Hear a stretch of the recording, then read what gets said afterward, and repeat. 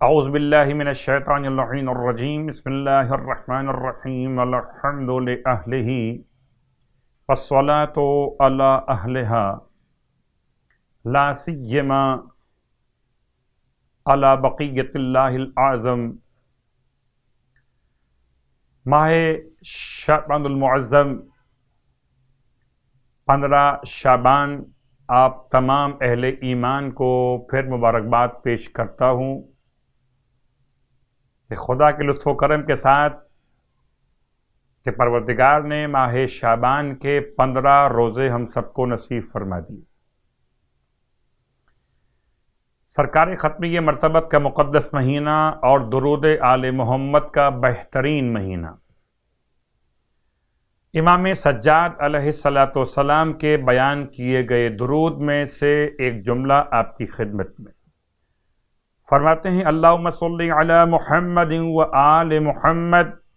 وامر قلبی بطاعتک ولا تخزنی بمعصیتک۔ اے خدا، میرے دل کو اپنی اطاعت کے ذریعے سے آباد فرما دے اور مجھے اپنی معصیت کے ذریعے شرمندہ نہ فرما، ولا تخزنی، مجھے خسارے میں مت ڈالنا، مجھے نقصان میں مت ڈالنا کہ میں تیری معصیت کر بیٹھوں۔ وارزقنی مواساۃ من قطرت علیہ من رزقک، اور اے میرے پروردگار مجھے عطا فرما رزق میں ایسا رزق عطا فرما کہ جس میں تو نے کوئی تنگی نہ رکھی ہو، اور اے پروردگار جس رزق میں تو نے تنگیاں رکھی ہوں اسے مجھ سے دور فرما دے۔ بما وسعت علی من فضلک ونشرت علی من عدلک واحییتنی تحت ظلک۔ اے پروردگار مجھے اپنی نعمتوں سے فیضیابی عطا فرما، اپنے عدل سے مجھ پر رحم و کرم فرما، اور مجھے اپنی رحمت کے سائے میں اپنی پناہ میں لے لے۔ اور ماہ شعبان المعظم کی ہر ایک رات میں ایک خاص نماز کا تذکرہ آپ کی خدمت مقدس میں۔ شب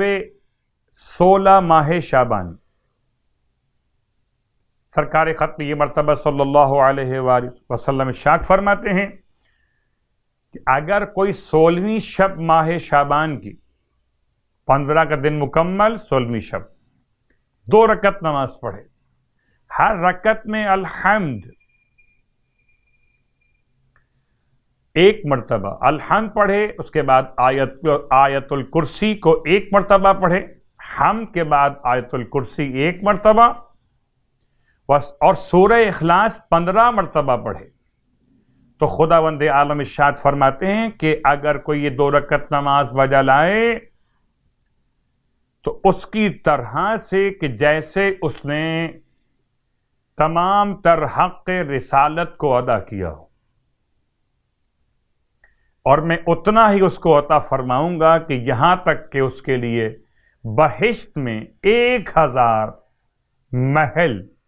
تعمیر کروں گا۔ شعبان کے 16 روزے مکمل کرنے پہ ثواب کا اعلان اللہ کے حبیب فرماتے ہیں،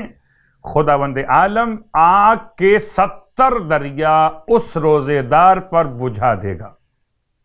جو ماہ شعبان کے 16 روزے مکمل کر۔ خدا ہم سب کو ماہ مبارک شعبان کے صیام اور قیام کی توفیق عطا فرمائے۔ الہی آمین۔